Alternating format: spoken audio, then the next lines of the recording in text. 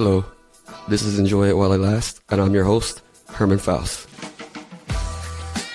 In today's life interview, I sat down with a person from my brother's close-knit group of friends, Phillip Tanguma, or Guma to the group. They've all known each other and stuck together as a group since being together on the high school football team. Phillip is coping with the loss of his father, who lost his battle to depression a few years ago. In a way, he's been coping with the loss of his father ever since his parents divorced as a child. He's been trying to fill that void and looking for a positive male figure to be a role model to help him learn strength and find his place in the world. It's important to Phillip to be a good example and fulfill what he sees as his role as a man. To try to find his path for being a good person, he looks for signs in the world that he interprets to figure out what he feels is God's plan for him. Even though he doesn't know now specifically how he is meant to do it, Phillip believes through self-sacrifice and being in tune with the spiritual side, he'll find his way to help others and figure out the best way to make the world a better place for the next generation. So here we go. Let's get to know Phillip.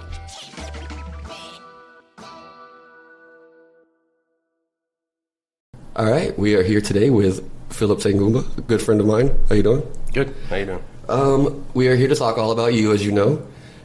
I like to start at the start, so go ahead and, if you don't mind, tell me a little bit about your childhood. Tell me about your first memories. About your life?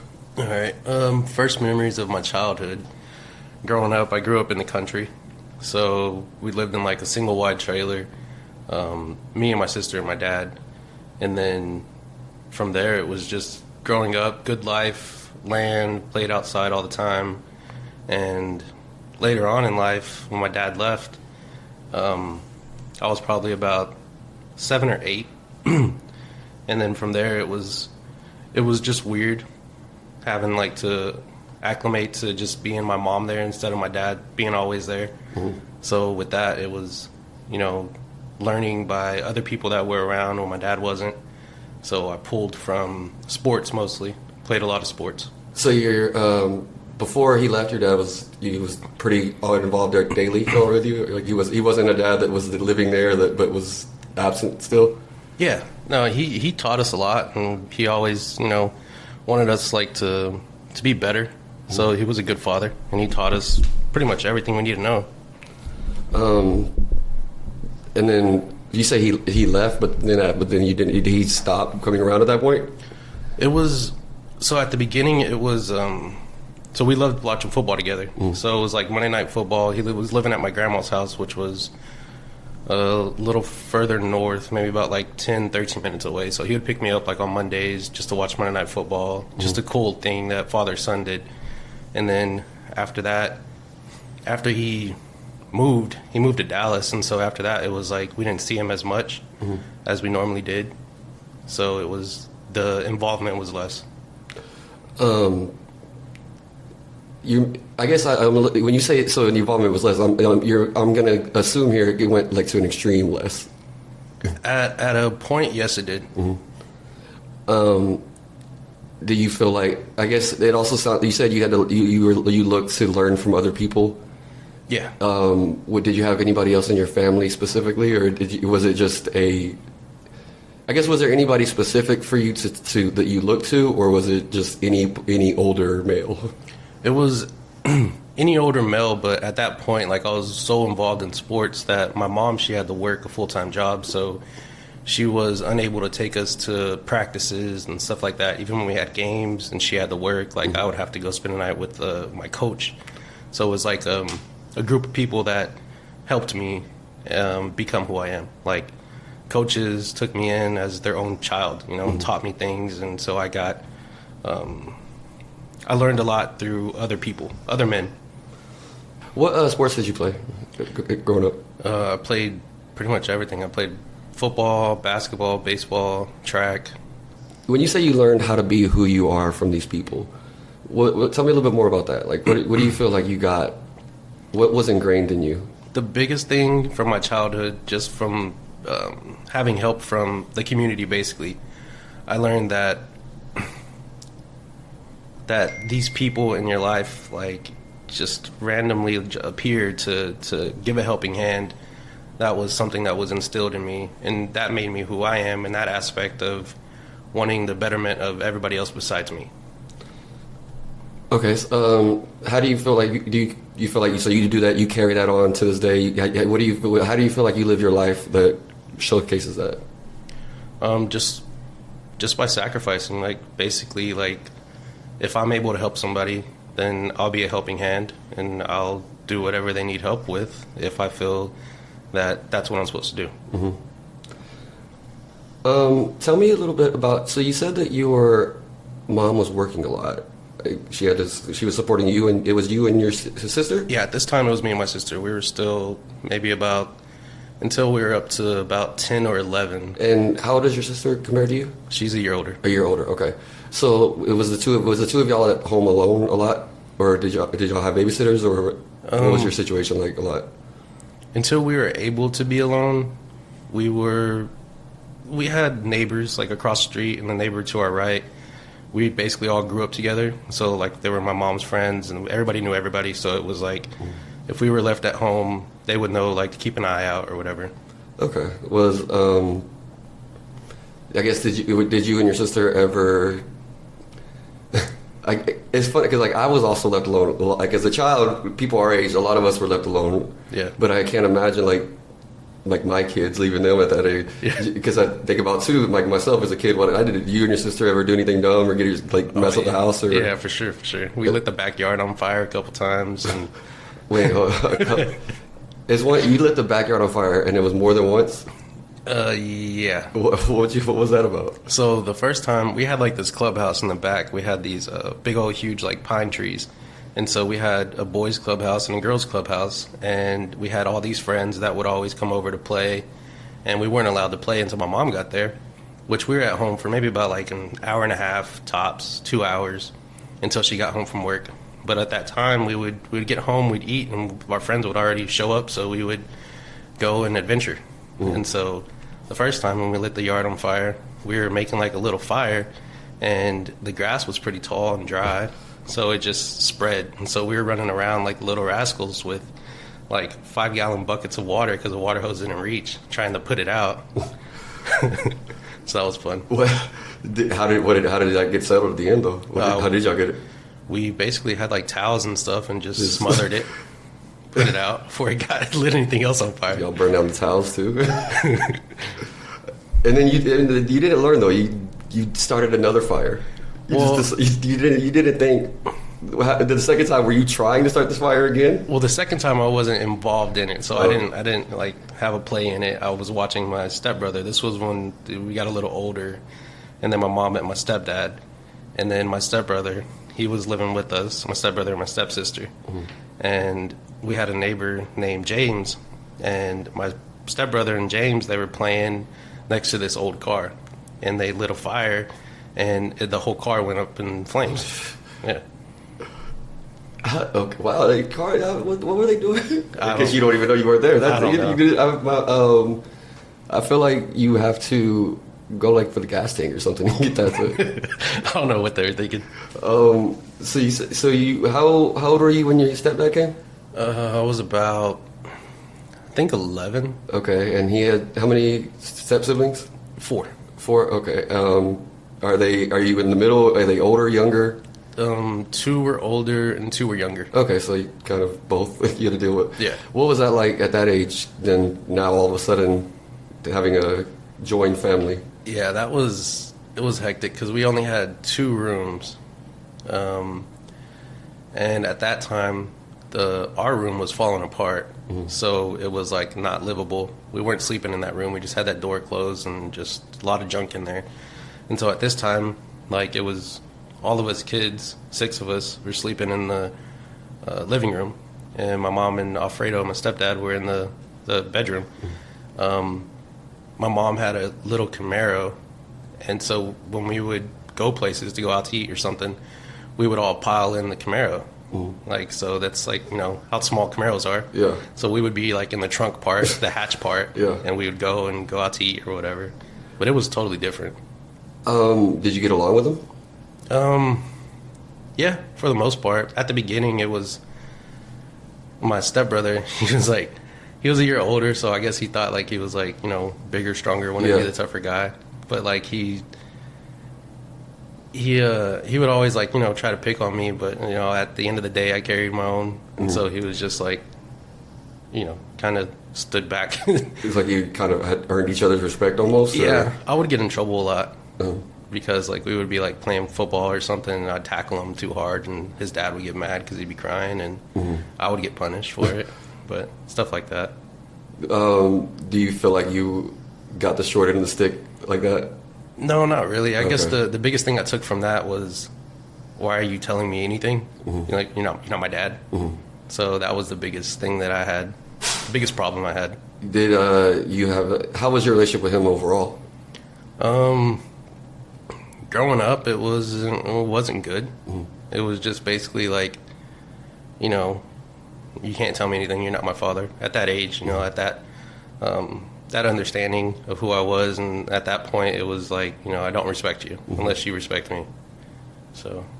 And you feel like is it because? Do you feel like that was because you were that way because he came and you felt like he showed you disrespect right from the get-go, or do you feel like it was no matter who it was or how he was, you were going to be like, you're not my dad? And I guess like more of a protective aspect, because for like 3 years it was just like my mom would tell us, y'all are the only thing that mean anything to me, and I put y'all above and before anybody, which she did. She told us that, hey, I met this person, and it was just how she introduced them to us. It was slowly. It wasn't like, hey, some guy's moving in off the jump. It was like we'd visit them in Dallas and stuff like that, and then it got to the point to where he moved in, and so it was, my mom did the right thing in the right time to do it, but it was different. How was he towards you though? Like, what I'm saying is because you mentioned, the only reason I ask is because you say that he thought that you should, like, I forget exactly how you worded it a second ago, but something about showing respect if it's not if it needing to be shown respect to show respect. Yeah.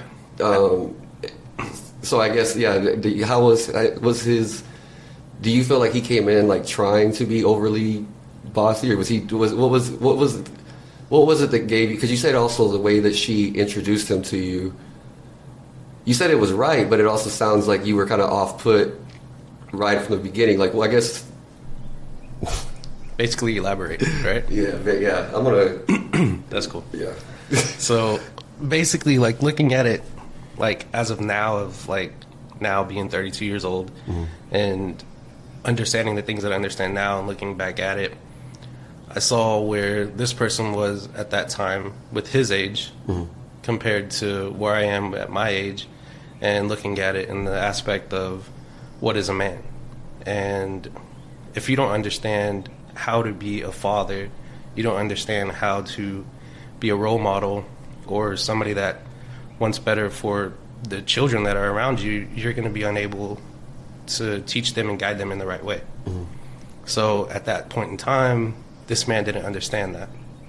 But that's the thing that evolves us in life. Like, without understanding, you're unable to be something you can't be.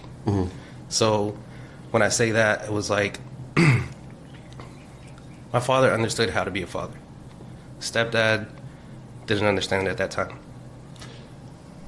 I guess I'm still a little bit confused by that when you say it like that. Was it more just that he was distant and cold? Was it that he was overly aggressive? I guess what was it about him that was showing you that he didn't know how to be a father? Just how he disciplined his own kids.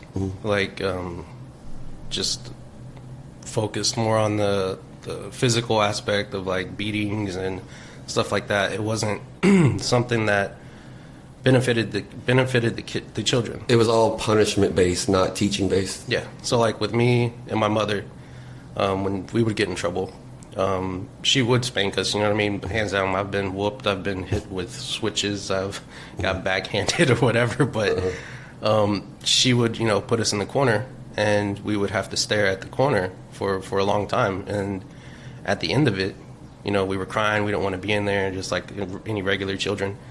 But when we got out, she would go there, and she would like kneel down and look at us eye to eye and tell us, why you're in the corner. And if we never gave her the right answer, then she'd be like, okay, put your nose back in the corner. until we gave her the right answer. So at that aspect of looking back at that, as of now, she taught us the lesson of being able to think. And that's the biggest thing that I took out of it was, you can punish me, but teach me and show me why I'm being punished. But let that be instilled into me, what my mother did. And so my stepdad wasn't able to do that. It sounds like your mother, she used the punishment as a way to make the lesson stick. Yeah. Whereas your stepfather was, the punishment is just, it was for the sake of punishment, not for any greater value or anything. Yeah. Okay. Okay, then that clarifies a lot right there.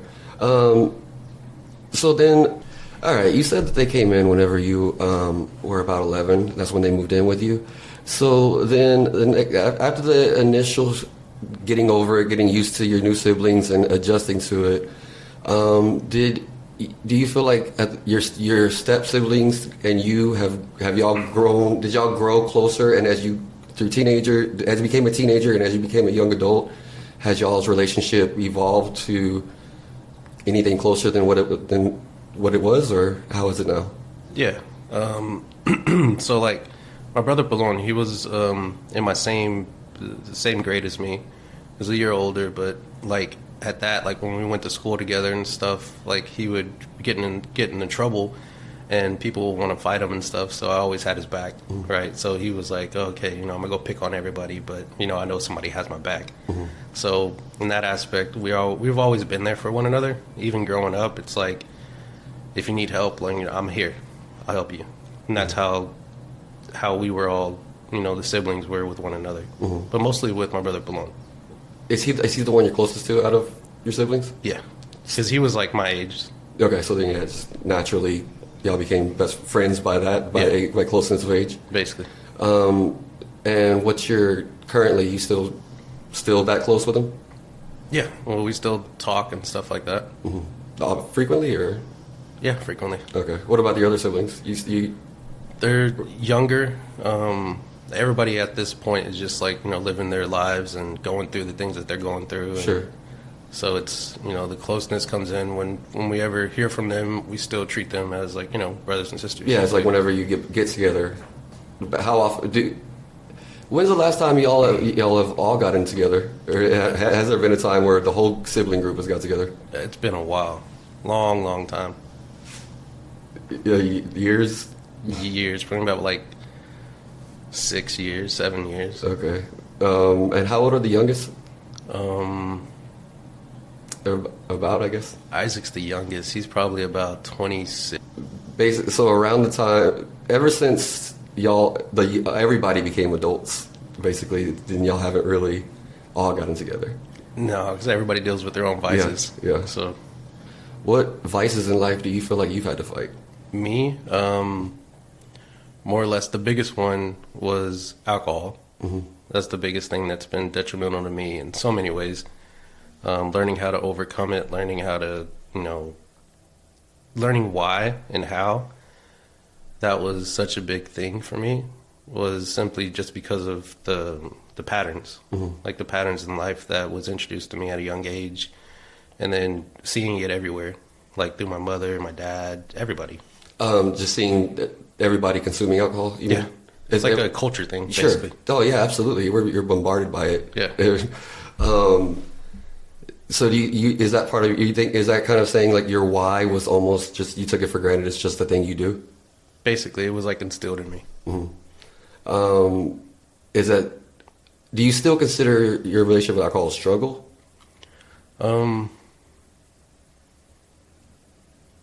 At times, maybe at times, but not really, not anymore.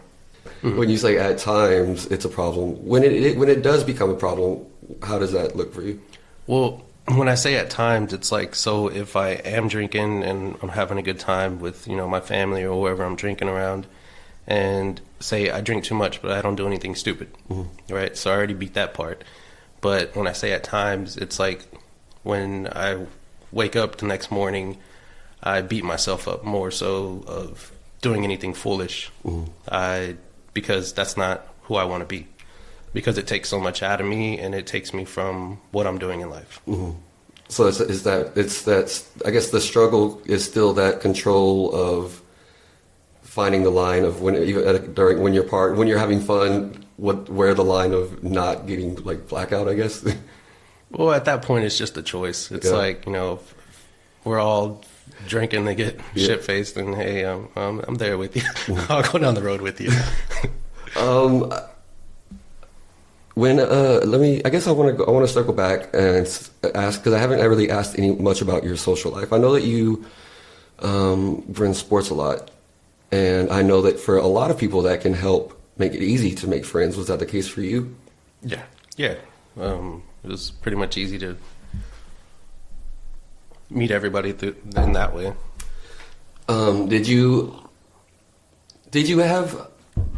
Growing up, did you ever have like a friend that you clicked with that was like your best friend, or was that mainly just sibling, and you got what was your friend relationships like? Growing up, I had a lot of friends. I had a group of friends that I would always be around, but then I was like in this group of friends, and then in the popular group of friends, and then in the group of friends where nobody talked to. So I was everywhere. Okay. See, you would say you kind of bounce around groups, I guess? Yeah. With that being, if you were bouncing around groups, did that mean that you didn't really have one particular group you were just a part of that group, or? Yeah, no, because like at a young age, like I was like just instilled in me that, you know, everybody is, you know, everybody's a person at the end of the day. So you don't, you know, try to seclude yourself in one group, because there's things that you can learn from those people and the other people and the other people. That's I agree with, that's a really good mindset to have. I'm very surprised to hear that you said that was instilled at a young age, though, because usually kids would not be like thinking like that. Kids are all like going to point out the differences and make fun of things. Yeah. But you're saying that for yourself, you never really felt that way. You were always feeling very inclusive and feeling very, I can learn from everybody. Yeah. That's good. Where I guess that came from your mom, I'm assuming? Pretty much a lot of things came from my mom. Mm-hmm. Yeah. Tell me a little bit more about your mom, about how those things came from her. Just how loving and caring she was, and she was always a part of my life. When it came to, if I didn't understand something, she knew that I needed, like at times where she couldn't get through me, she knew I needed something else. Mm-hmm. So at the end of the day, like fast forward to when I moved with my father, she knew, like that hurt her a lot. I know it did. But at that time, that's what I needed. Mm-hmm. I needed a man. Like, she did all she could do when I was younger to instill, you know, loving, kindness, care, and, you know, all those good things. And unconditional love, like, hands down. But I needed sternness. I needed direction of how to be a man. And when did you move in? 14. Okay. What brought that on? I know you're saying that you needed those things, but like, was it your decision? Was it? Yeah. And it was at the time. Was it you saying, "Oh, I need to learn discipline," or "I need to learn these things"? Yeah. At that time, it was solely my decision. It was something that my dad brought up. It was something that my mom brought up, and they knew these things. But at that time, it wasn't what I loved about my parents. Like, it wasn't, "Hey, I want you to be with me," and they're trying to put words and thoughts in my mind to make me choose that route or go down that path. It was more so of, you know, we want the betterment for you. And they knew that I understood these things, so it was honestly my decision to live with my father. What I guess what made you feel like, okay, I to get what I need to get to fully develop the way I want to be, I need to move in with him.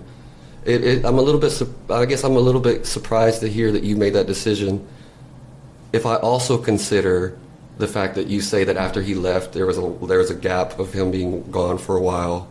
So I guess, yeah, how did you get to that? How did you mentally come to that decision that that's the best thing for you?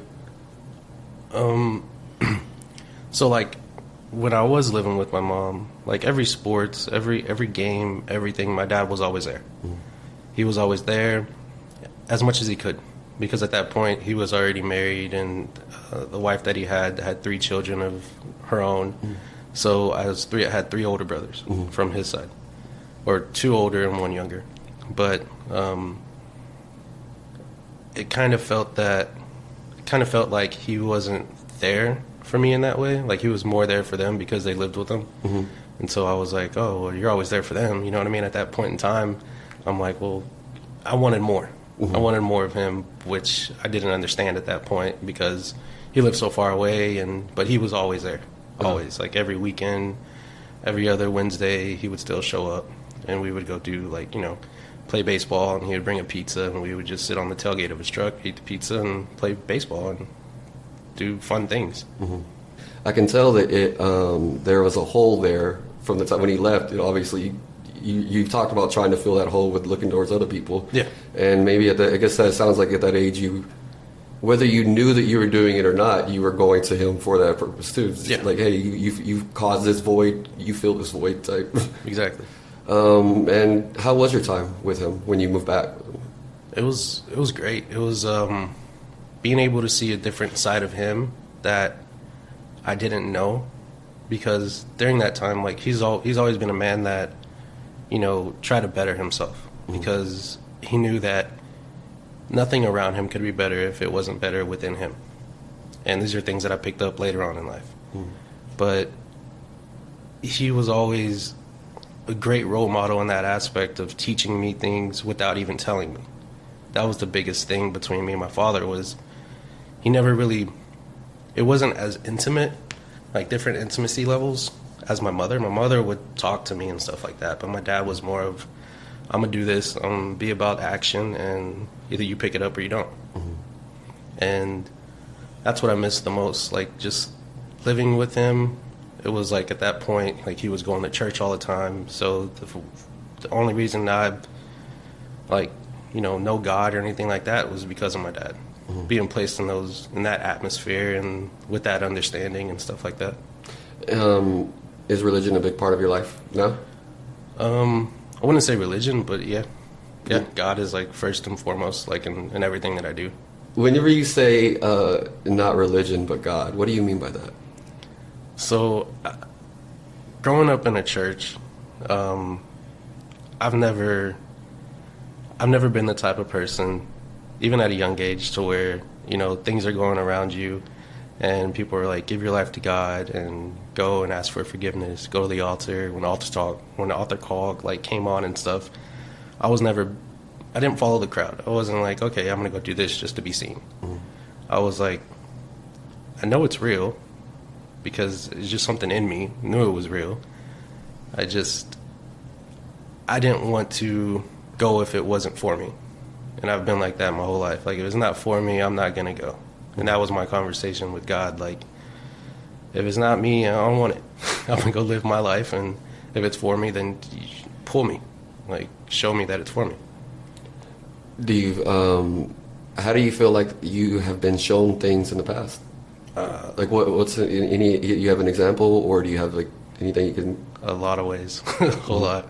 As a kid, this is like a little bit more intimate, but as a kid, I was about 6 years old, and my mother and father were still together. This is right before they split up, and my room was by the front door, like to the right.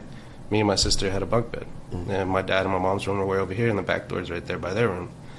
So one night, I have this dream, and I was sleptwalk, and there was like this girl. She was wearing like all white, and she was like, come on, let's go play. And I'm like, all right, cool. And so I climbed out of the bunk bed. Mind you, I'm sleepwalking. Mm-hmm. This is just a dream that I had vividly as can be. And so I go out the front door, and this is like in the middle of the night. It was like 2, 3 in the morning, and we had 2 acres, right? And so I go out the front door, go around the porch, go around the side of the house, and I walk all the way to the backyard, to the very back. And the grass is taller than me at that point.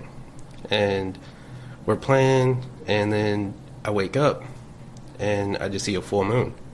And I hear like coyotes howling, and I'm just like, what the hell? You know what I mean? Like, what am I doing out here? Yeah. And so, like, I look and I see the house. I just take off chopping. I just run in as fast as I can, get to the back door, and I'm banging on the door, like, open the door, you know. And I hear my mom and my dad in the room, and my dad's like, who is that? And my mom's like, I don't know, go get the door. But my mom ended up opening the door for me. My dad didn't, but she opened it like with a baseball bat. She didn't know who it was, and she was like, oh, that's Phillip. That's Anthony, my middle name. And so she answered the door, and they were like, kind of like, what happened, blah, blah, blah, and she put me back to sleep.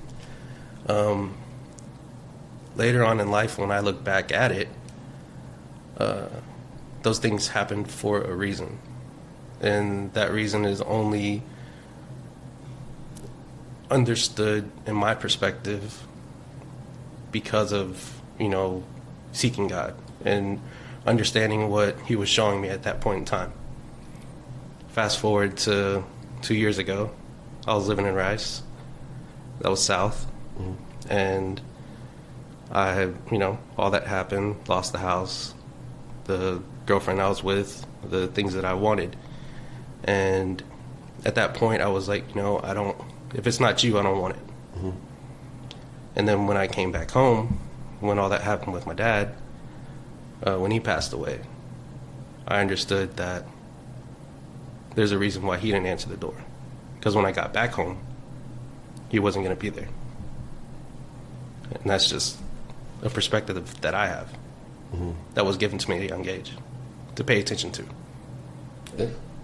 When did your father pass?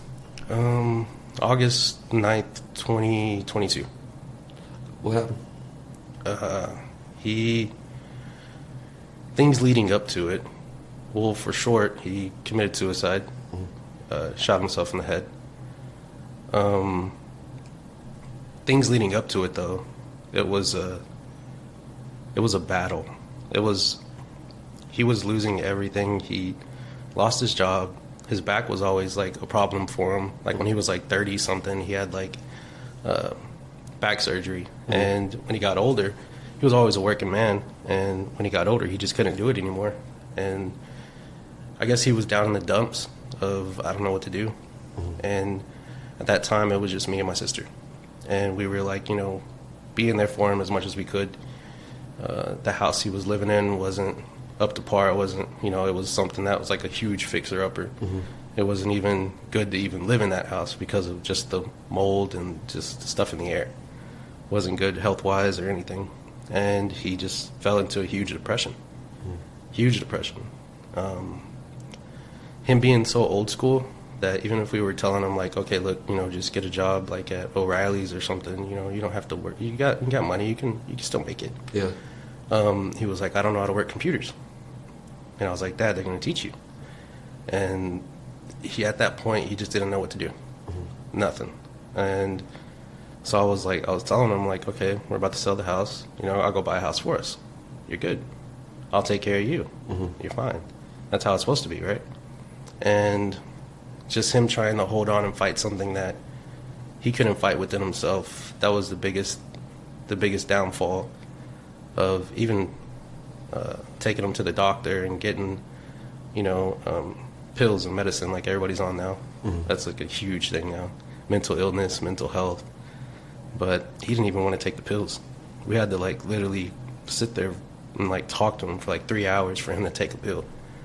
And it was just something that you don't see on a daily basis. You don't live or go down on a daily basis. So it was a battle that, to me, it was in the spirit. There's 3 different levels. There's in your spirit.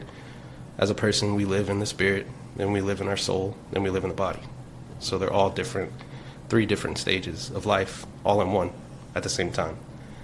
So once your spirit is broken, it's hard to pull out of, because your mind controls everything.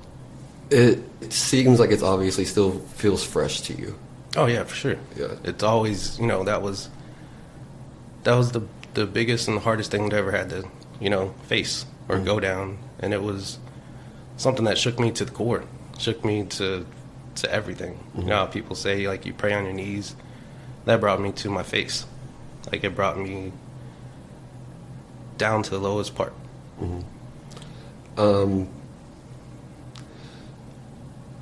Do you feel like I was going to ask, how do you feel like, what do you feel like you've done to help you kind of rise from there? But I guess I should start with, do you feel like you're dealing with it? Do you feel like you're recovering or dealing with your grief in a healthy way? Oh, yeah, for sure. Okay. And then if so, then how do you think, what has helped with that? So for me, at the beginning, it was when all of it happened, it was crazy because 3 days before it happened, I ended up totaling my truck. Like, I drove off of a 20-mile-per-hour curve, flipped it, damaged it. I didn't have any way to get to work on Monday. Luckily, I was alive. I called my friend. I call him Faust, my brother. Yeah. And I was like, hey, dude, can you pick me up? I got to go to work. You live by my job. And so he was like, yeah, I got you. So he came and picked me up. And then, mind you, this was 3 days before he passed. And then I woke up Tuesday. I was going to get a rental car. And when I woke up, that's when I got the call early in the morning, like 8 in the morning. My sister found him.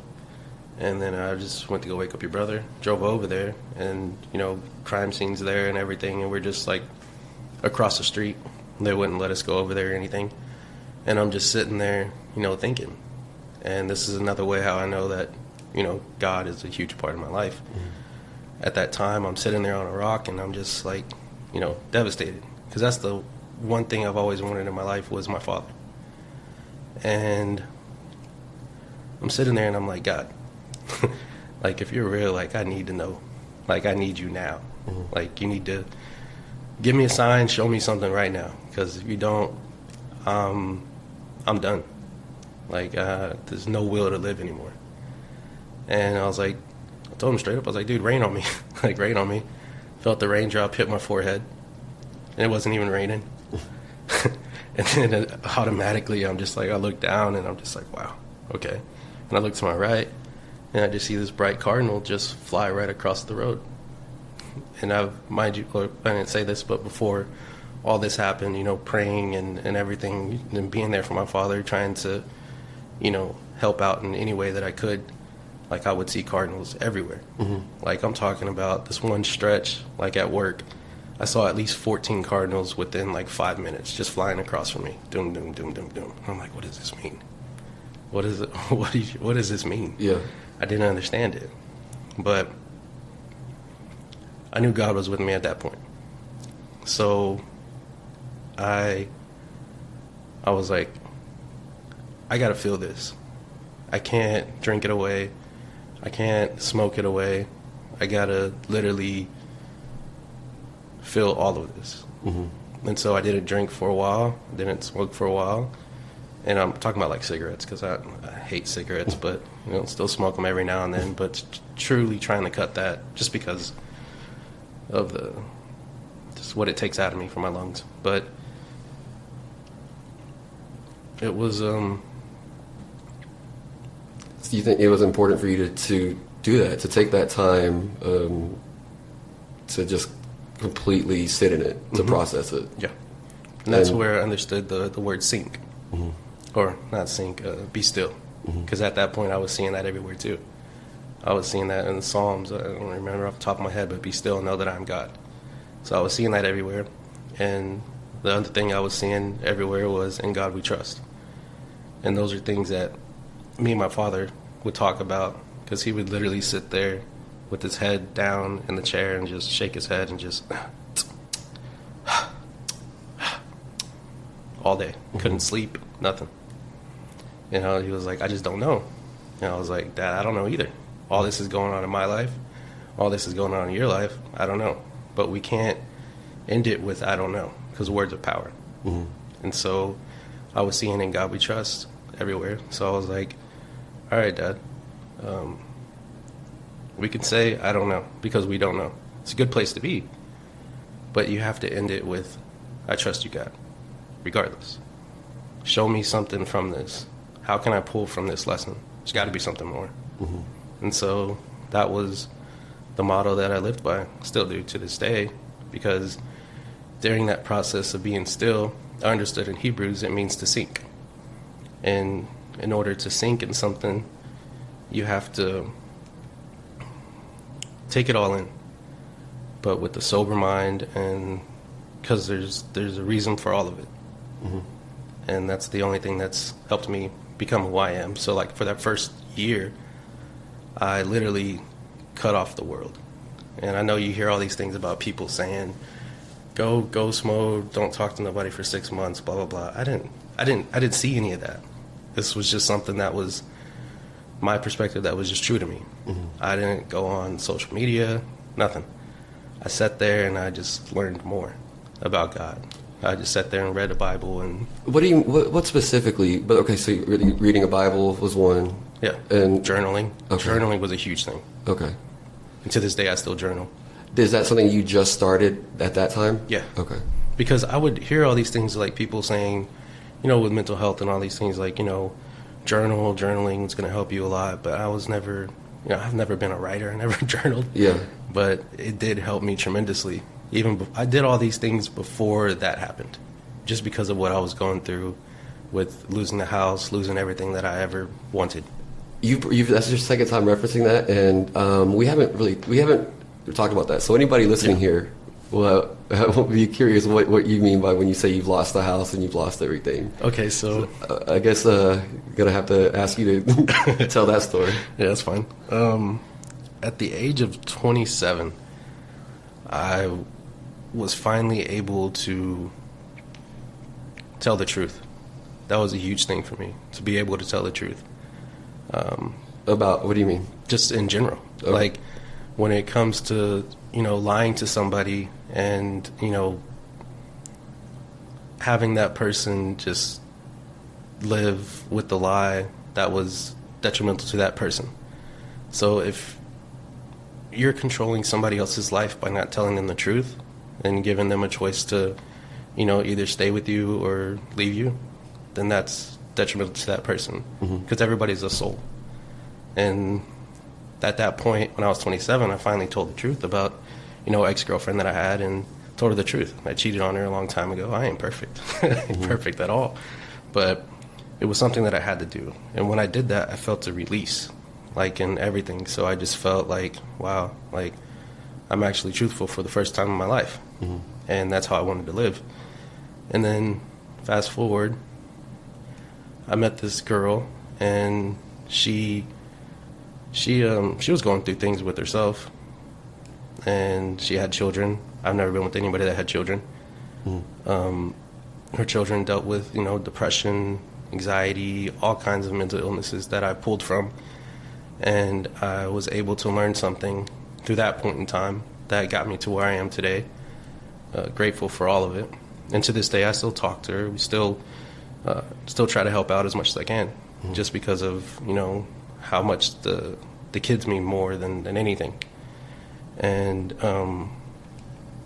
at that point, we ended up getting an apartment together, and then from there we got literally, like, it was pretty quick.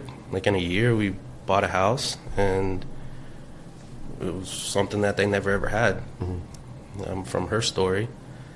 But it was something that I knew it was bigger than me, and just to be able to help in that way, it was something that I wanted. So I sat there, and I've never been married ever in my life. So I was like, back to me being me, in my own self. I was like, God, if this is for me, let it be known somehow that I can understand. So I'm gonna sit here and try to, look at the birds flying, looking at, nature, random cows coming into your yard. All of it, to me, it has meaning.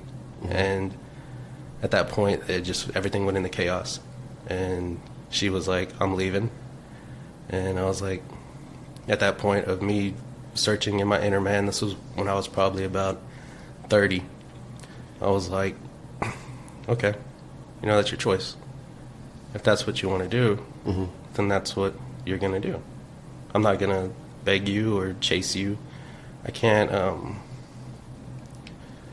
let my emotions lead me, because I understood what water was at that point. I understood the emotions, and I didn't want to be led by my emotions, especially if it was a big decision in life. How long were you with this girl? 3.5 years. 3.5 years. At that point, yeah. Okay, and you said y'all moved in like right away. So you were living together most of that time, or at least yeah. Yeah, it was like more of like a trauma bond type of thing. It was, but yeah. Why? I guess yeah. What? Why do you say that? What did y'all have a shared event? No, it was more so on the lines of trying to help one another without being able to help ourselves first. Okay. That's a big thing. Like, if you're not capable of knowing who you are, if you're not capable of helping yourself, then you're never going to be able to help anybody else, because you still deal with all the vices that you deal with as a person. Do you feel like that contributed to why it didn't work out long term? Because y'all were both not taking care of yourselves? For sure. Looking back on it, I guess I wanted, because I'm not sure how I want to ask you. Let me ask you this about your worldview first. I know you look for signs in things, and you try to interpret what you believe to be God's messages to you. So, if living your life and thinking about things in that way, do you have any regrets in life? Like, is there any way, like, or is there anything that you feel like, oh, I should have done this differently, or do you always just feel like, oh, well, I'm here for the higher purpose, whatever higher purpose I just don't understand? I don't think I should have done. I mean, of course, you should never hurt anybody or treat anybody bad or anything like that. But I do believe that all of it is for a reason. It's for, you learn as you grow and as you develop within life, and those things can help other people that are going through the same thing if they want it. But it's not so much of just pushing your belief or pushing yourself onto somebody. It's more of coming from a place of just truth, and if somebody wants to talk about those things, it's, hey, I'm all ears. And so you don't have any that on that same line of thought, you don't have any regret over the relationship of wishing that you would have handled anything differently leading up to her decision to leave? No, I guess as life went on and I understood more about just me in general, I was just like, what is for me is going to be for me. I'm not the type of person that's going to be like, I wish I would have done this differently because I could have had this outcome. At the end of the day, whatever is for me is going to be for me. It's for a reason. Can you talk about what was it though that led to the separation?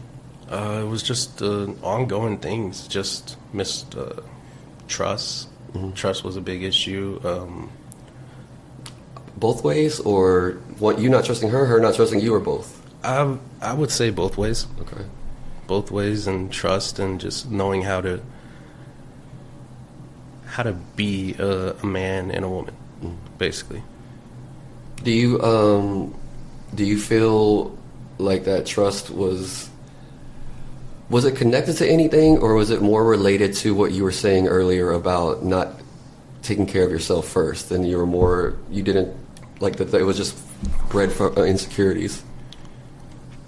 Yeah, probably a little bit of both, but mostly bred from insecurities, bred from not being able to see the patterns that you've already gone down in life, and not being able to break those strongholds that you've dealt with your whole life. And so you continue to go back to what's comfortable rather than facing the things that aren't comfortable. I really like the way you worded that, the being able to see the patterns, because we all do. We all live in our pattern. We go through we live how we live, and we have a pattern of how we act. And It's when you see them is when you can't change them unless you see your own patterns. Yeah. And so I like how you worded that about seeing it. You said that you didn't know how to be a man and she didn't know how to be a woman maybe at that time. What does that mean to you? To me,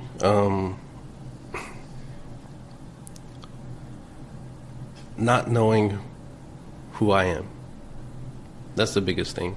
And elaborating that would be not taking the time to understand me, because as a man you have responsibilities. You know, it's not just providing, it's not just being a man of the house. Everything comes from within you. Like, if you don't know how to carry yourself, if you don't know how to be calm and not let your emotions get the better of you, because once you let your emotions control you, then you make stupid decisions everywhere. So learning who you are and practicing that thing, because it's not just an understanding of it. It comes with wisdom, and then it comes with knowledge, and there's things that are revealed unto you, such as, you know, your patterns. Those things are revealed unto you that you're able to see, and they all come with counsel. So having people around you that, or just pulling from people that maybe there is nobody around you that understands these things, because a lot of people, you know, become stuck in prison, basically stuck in their own head, and they pull from their culture and things around them, so they never understand who they are. I'm going to try to rephrase it in my own wording, try to make sure you see we're on the same page here. That what you mean by that is that kind of like the same way you would call a person a sheep, almost, where they just kind of do what they're when you say they pull from their culture, they do whatever they grew up seeing happening. They grew up behaving the same way their parents behaved, and without questioning even. Is that kind of what you mean? Yeah, basically. As far as not, and instead of ever actually self-reflecting and saying, does this feel right? Is this what I want? Yeah, like, basically, like, to simplify it would be like monkey see, monkey do, right? Hear no evil, see no evil, speak no evil. You know, that's a big thing that everybody talks about, but it's truth. And there's, as a man, as a person that's seeking, like, understanding and seeking, you know, into themselves and building their inner man, that's a huge thing. And if you're seeking those ways, you're trying to see the bad parts in the people that you pulled from. Say the things that hindered my father, things that hindered my mother, things that hindered my brother, the people that, you know, play a big part in my life. I'm gonna see the good for sure, but I'm gonna see the bad, and I'm gonna want to surpass that, because I want to set a benchmark. So it's going to be passed on to the next generation, and next generation, because there's people that look up to you. I know you're obviously very concerned about being a role model for the future generation, and you think you're very conscientious of how you want to behave, of how you want to think, and what you believe is right. During your time with her, that you were with her and you had stepkids at that time, how was that for you? Because getting to play the role, you obviously you're very attached to your father. Getting to play that role for a while, getting to be on the opposite side of it, and trying to navigate the good that you saw and the bad that you saw from your dad and your stepdad, and learning those lessons and putting them into yourself. What was that experience like for you? To be honest, it was biting off more than I can chew. To be honest, it was throwing myself in a place where I just had, things that I've learned, but it wasn't my own. You know what I mean? There was something that wasn't fully there, and that's like the different stages of love. To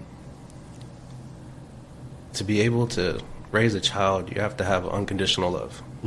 And at that point in time, the understanding wasn't fully there, because I wasn't fully indwelled within myself.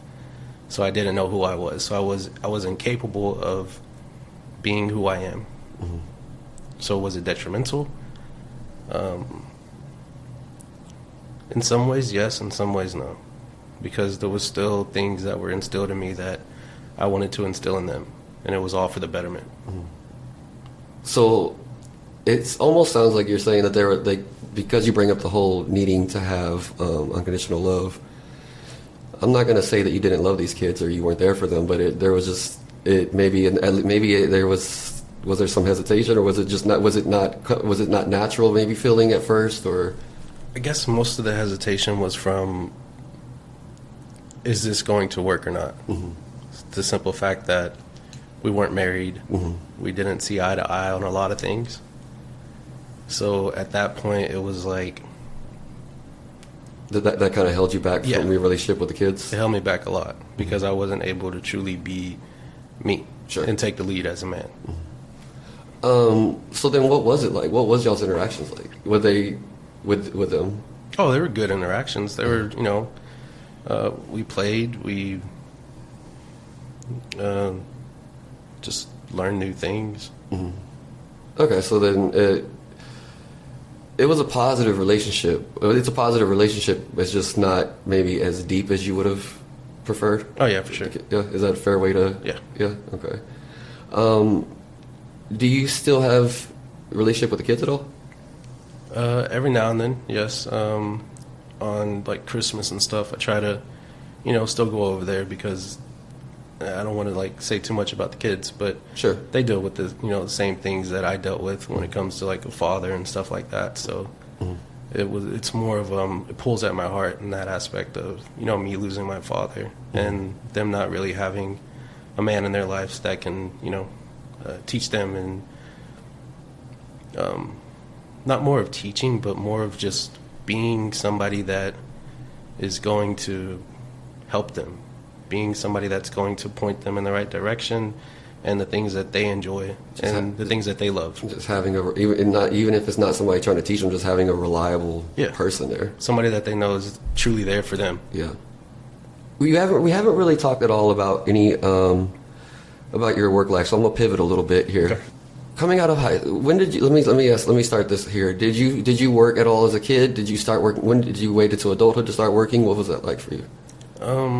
When did you enter the workforce? I guess is a better way to ask. Like, got paid for it? I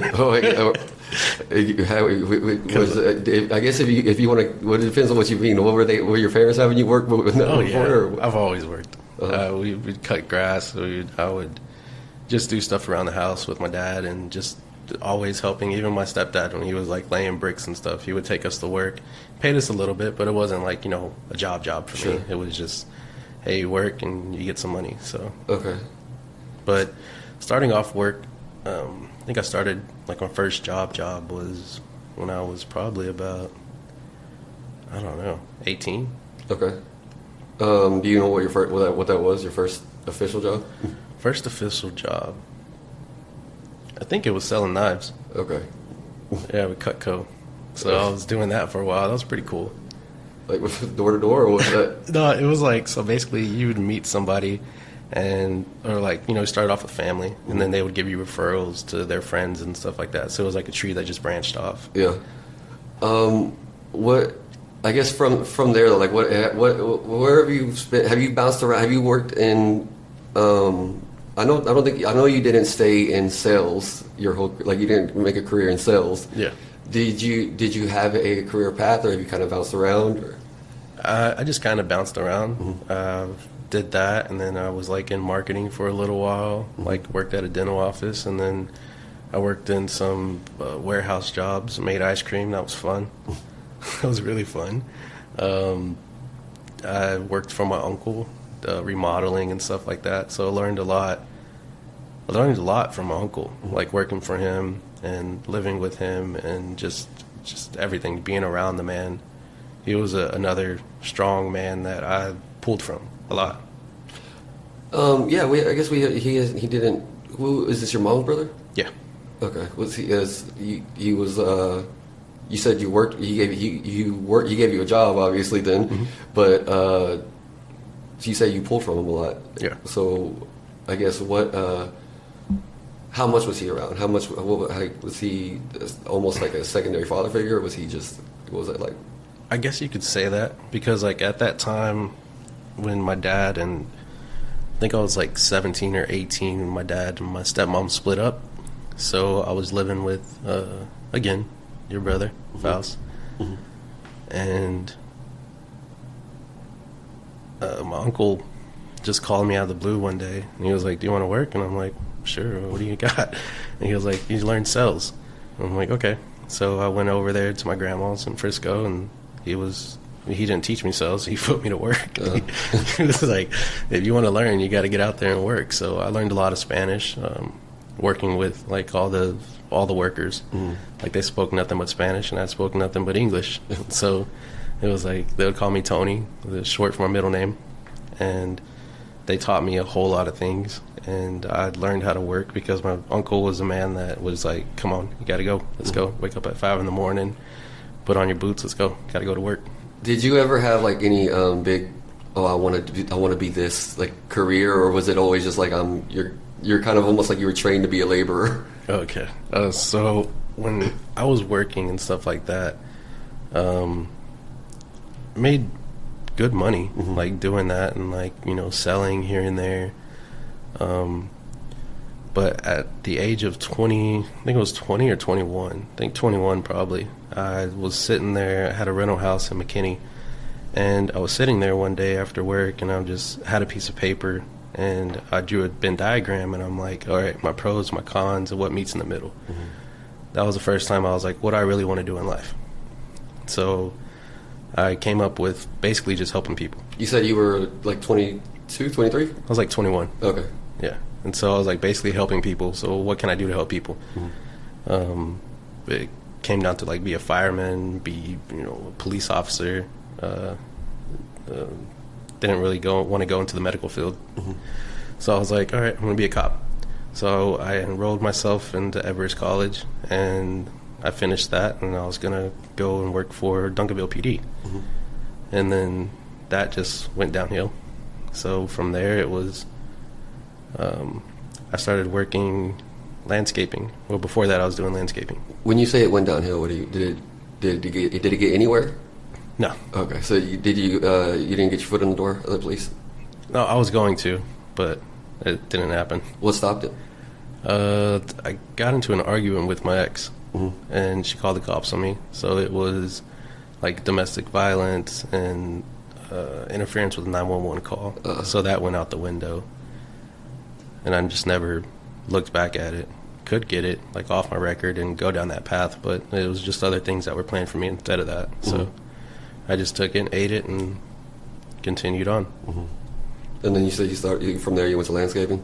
Yeah, well, I think before that I was in landscaping, jumped back and forth, Sure. so did a lot of landscaping, and then Apparently since you were a kid. yeah, basically. And then from there I started delivering tortillas for a tortilla company. And then now, that was like maybe about 7 years ago, and then after that I fell into the position where I'm at now, just by just knowing people, actually. Like my brother's father-in-law, he was like my boss over there, and so when we all left that job, he pushed me into this other place, and they hired me, and I've been with that company ever since for like 4 years now. You said that when you were 21, when you wrote that list, before that you had never really even thought about what you wanted to do with your life. You were just kind of just going with whatever the day presented you, I'm guessing. Like, is that, Yeah. What made you at that point think, well, I need to think about this? I think at that point was just sitting there and being like, okay, I could do this the rest of my life. I could start a company if I wanted to, because I know how to do it, and I'm sure I can run my own company. But is that the path that I want to go down? Even though it was good money, was my heart in it?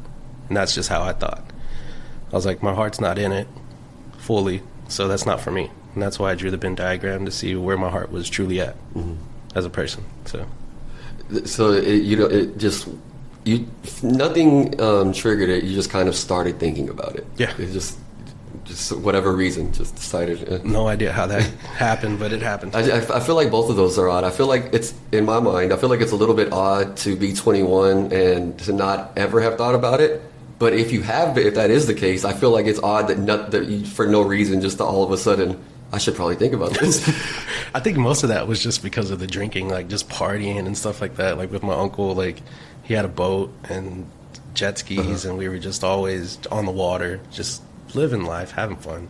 Before that, okay, leading up to that, that's why you were, that was your focus. Yeah, that's why alcohol has just been a huge vice. What would you say you have to look forward to now? What's your goals now? Now, to continue to grow within myself and to carry on a legacy. Mm-hmm. Basically, that's the biggest thing, is to be able to carry on a legacy from the things that I've learned, and to be able to give it back to, most importantly, my nephew and my niece, and to build something for them. It's like, basically, like as you build something, it builds you. Mm-hmm. And so those things are things that they don't have to do, but they're still going to comprehend how it got here, how it was built. Do you have any I guess that's a very, like, almost ambiguous, like, morally, like, that you want to be this good person, you want to help them be good people, and you want to, like, have this legacy you're talking about. Yeah. What is, I guess, do you have any, what would that mean specifically for you? Specifically, it's basically a lot of sacrifice unto self, because just understanding that life's not about you, mm-hmm. and you're here for a short time, and nobody knows how long, but what do you sacrifice? Just personal things, like if I wanted to go and buy a house instead of taking on building one, and taking on how I'm going to come up with the money, or just anything like that. Mm-hmm. It's like I'm sacrificing comfort, basically, mm-hmm. and sacrificing just foolish things that'll get me nowhere. I think that's a really good, the comfort, because there's a lot of things that you could say you're sacrificing that all falls into that category that would make your life more comfortable, that would make your life better. But what you're doing is you're choosing, giving up the comfort, to provide more. Yeah, just to be able to, because you learn more. It's like the process of anything. Sure. What I've come to learn is just embracing the process, because within the process, if you're in a place in your mind to where you're just like looking at the process and you're just like, man, this sucks, then you're really never being able to fully live in the process, mm-hmm. because your mind's already clouded by that emotion of this sucks. Mm-hmm. But just looking at it and be like, oh, okay, that happened. I just wasted so much money on this. It would have set me back, but at the end of the day, it's a process. Mm-hmm. So you just embrace it, and you're just thankful every day. Every day you wake up, it's like, thank you. Now what's next? You've already been through the fire. You've already been through hell and back. You're already dead to self. So at that point, nothing can really mess with you anymore. Mm-hmm. And I also like to ask, because as much as it's very important, obviously, that we humans, we people, we need to have that something that we feel like that's driving us, something we're trying to get to. But I think sometimes we also over-focus on that, and we forget to enjoy our life while we're living it. Yeah. So I guess I'd always like to ask people, as an ender, kind of, what do you do? How do you enjoy your life? What do you do? What do you enjoy in your life to just bring you happiness? Everything. Just living in the moment, basically. Like, no matter where you are, you're seriously just living in the moment. And just thankfulness and gratitude is like a huge thing. Mm-hmm. It's like, it becomes a lifestyle. It's not something that you seek. It's something that's embedded in you. So wherever you are, it's like, this is cool. Being thankful itself becomes its own happiness. It sounds like. Yeah. But it's more for, I would say it's more for joy, mm-hmm. rather than happiness, because happiness can just surpass like in the next day. But joy is something that stabilizes within you, that can just continuously be pulled out of you. All right. Well, thank you very much for telling us all about you. And for all of my listeners, enjoy your time.